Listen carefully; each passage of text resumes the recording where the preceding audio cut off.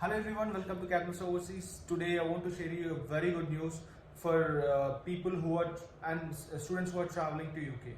So India has moved from red list to amber list, which means you are exempted to pay 1750 pounds for your hotel quarantine. So what are the rules to follow for the people and students who are traveling from amber list country?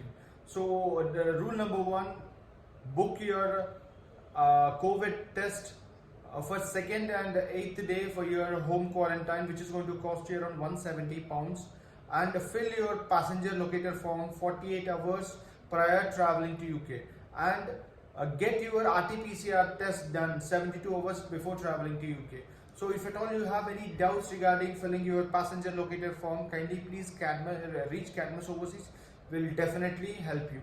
So, and most important thing I want to tell, I want to convey all the students, though if you have finished 2 doses of COVID shield, but still you have to go for a 10-day home quarantine. If you have any doubts, kindly please reach Cadmus Overseas, will help you.